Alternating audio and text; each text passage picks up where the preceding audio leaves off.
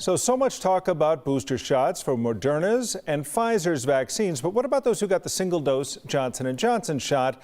Well, the company is now saying that a two-dose version of their vaccine is 94% effective against symptomatic infection and 100% effective against severe or critical disease. Now, in this study, that second dose was given 2 months after the first. This is a study that has not yet been peer-reviewed, but if it pans out, that would make J&J's two-dose version as effective as Moderna and Pfizer's two-dose vaccine. In another study, Johnson & Johnson booster given 6 months or longer after the initial dose could provide even stronger protection against the virus. So let's talk about that with our 9Health expert, Dr. Pal Coley. So that data showing 94% protection against moderate to severe illness, does that include protection against the Delta variant? Excellent question, Tom. So this was a real-world study. In other words, they didn't actually genotype or look at the genetics of the virus that people were getting infected against, but it was done against a backdrop of when the Delta was dominant. So we think, yes, it does include the Delta variant. Is a real-world study better in some ways then?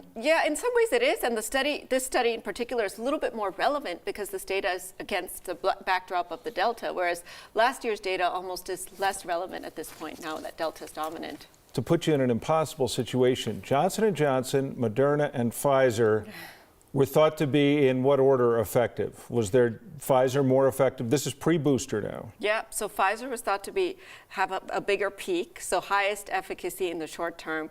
Then Moderna, which was very close behind. It was 95, 94, if you recall.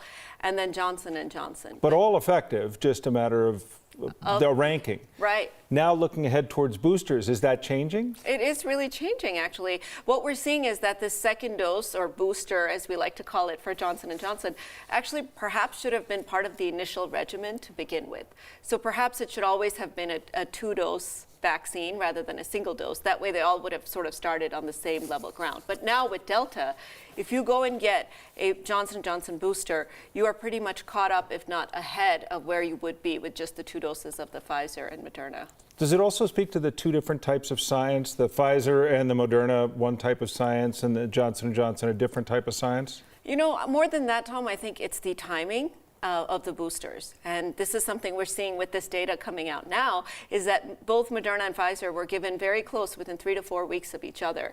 But if you space them out to 12 weeks, which some countries are doing in Europe, and now we're seeing this with Johnson & Johnson too, you actually have better efficacy. So if the Johnson & Johnson booster was given at 2 months, it boosts your antibodies 4-fold. If it was given at 6 months, it boosts them 12-fold. So if you can wait, this is like retiring, if you can wait, you get more Social Security, or you get more. It's like that, right? It is kind of like that, although there are some benefits to retiring early too. Yeah. But in this particular case, try to space it out kind of as long as you can. Don't be in a rush to go and get that booster, because what we're seeing from the science is that the longer you wait up until a certain point, which we don't yet know, but 6 months, 8 months, that seems to be a good time point to get your booster. When do you think boosters will actually be available? We're talking about 3 different products, but when do you think they'll be available, made available by the FDA as well as by the companies? So for Pfizer, I think we'll get some data this week because they're meeting this week, the FDA and the CDC.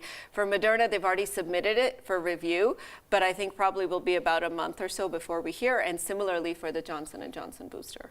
And then once they're approved, there's plenty to go around, do you think? That they're ready to go? These companies have what they need to start putting it into the system? You know, I think that's the advantage of the announcement that President Biden made early, is that a lot of people are prepared to administer the booster. Mm-hmm. The question of who should get the boosters is going to be different with Johnson & Johnson, because remember, with messenger RNA, we were already pretty good and we're trying to get a little better. With Johnson & Johnson, what we're learning is that they maybe started at a little bit of a disadvantage, although they had pretty long-lasting protection. So we might be catching them up. So it might be a bigger population that might be eligible for that booster. There's a lot to consider already. All right, thanks for bringing us up to date on the boosters, as always, Dr. Pal Coley.